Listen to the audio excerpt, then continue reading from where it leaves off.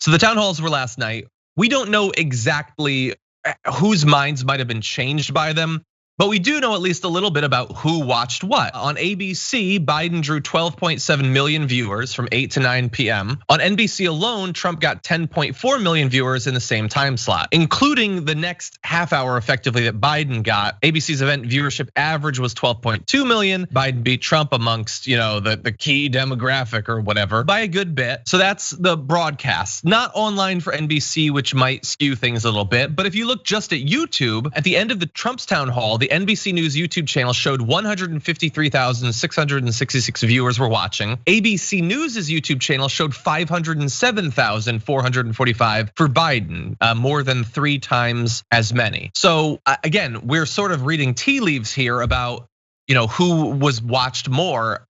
Honestly, if there is a conversation to be had about who was watched more, I find that to be shocking because I don't think anybody was predicting that Joe Biden would get as large of an audience as Donald Trump, considering the train wrecking nature of Donald Trump's every appearance. I love it so much.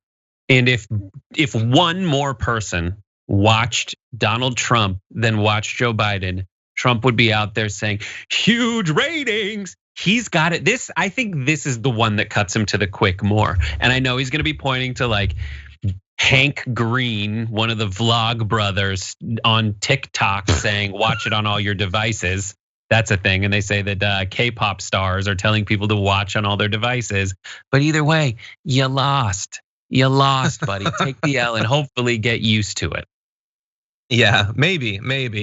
Look, you referenced earlier Frank Luntz. I find Frank Luntz, it's really interesting. For me, Frank Luntz and Nate Silver are sort of in a similar category, although different in a lot of ways. I appreciate the information they spread, have a lot of issues with everything else around it. So in this case, Frank Luntz says, trigger alert, I'm about to say something that will upset many people reading my Twitter feed tonight. My group of undecided voters say that the more Trump speaks, the worse he looks. So if you don't know Frank Luntz, that's good. You're a healthy human being. He does these focus groups basically to try to get glean lessons from these events. What? Frank Luntz is responsible for every little term that the Republicans have used for the last 35 years. I understand that. I explained that. Yes, so yes, most recently he is known for doing these sort of live Fox events and live debates and stuff like that.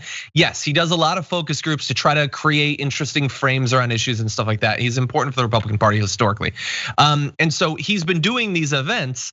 And supposedly they weren't big fans of Donald Trump in this. You might recall that in the debate against Joe Biden, one of the undecided voters called Trump a crackhead based on his appearance. And they were pretty negative towards Trump. Notably, during the vice presidential debate, they seemed to be more negative towards Kamala Harris than towards Mike Pence. So maybe this does mean something, this handful of people that Frank Luntz has pulled together. Maybe that performance where he's calling Savannah Guthrie so cute and stuff like that, maybe that's not gonna win over the suburban women that Trump so desperately wants to like him.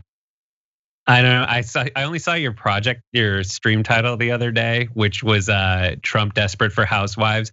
Did you play his please clap moment?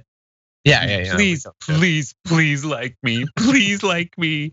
And he saved a damn neighborhood. In the past, Trump has been able to say things until they become at least perceived as true or of some merit, like anchoring the argument.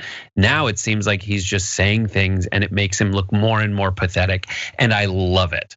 And I hope it's true. I mean, I still have no idea how it really is bearing out there. Like I'm going through and playing the electoral map, interactive electoral map, like it's like the top game on Steam right now. But it essentially, like there's a 13-point lead for Biden in Pennsylvania that's about to drop off of the Real Clear Politics average, and the last 2 are like 2-point leads and 3-point leads.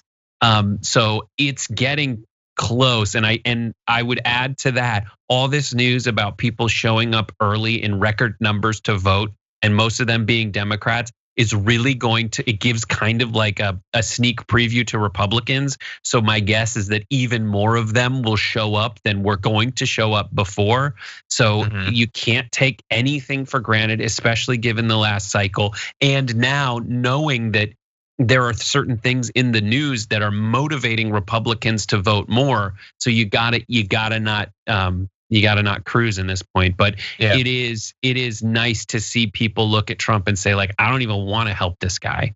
Now, are those undecided voters also ones that are less likely to actually vote because they're more checked out? And it is easier to motivate people in Trump's base who were just thinking that they so insulated they thought it was going to be an easy win. I don't know. That's why everyone needs to move out there, especially with Frank Luntz out there doing stuff like this. Because when I say every term, everything from death tax to right to work, all these things that are so frustrating to hear for the first time because they sound, pretty good to someone who's just casually observing politics. That's this guy, and I know a lot more about him because I don't like him very much. That is possible. I did take multiple courses specifically in political framing. I'm just saying. I know someone who had relations with him. Okay, you've got me beat. I don't know anyone that's hooked up with Frank Luntz. But I've been very consistent about that for a long time. In politics, John. I'm sorry, I shouldn't have said that on your show. It just got weirder. You made it weirder, palpably weirder. Nobody needed that information, and people did what's necessary to scrub it from their brain right now. And I didn't mean I know more than you do, John. I meant I know more than I said just then about Frank Luntz. I didn't mean. I don't. Where are we? Let's get back. You together. Implying that you know more than me was not the most offensive thing that you just did. It was the hookup thing. Oh yeah. There's a lot of moments on CNN like this lately. Anyway.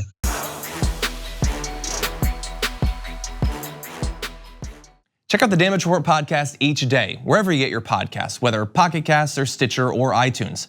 You can join me as I give you the news and stories you want, with a range of co-hosts and interview guests jumping in on the fun each day. Again, that's the Damage Report, wherever you get your podcasts. And if you get them at iTunes, don't forget to rate and review. Sometimes I'll read them live on the show.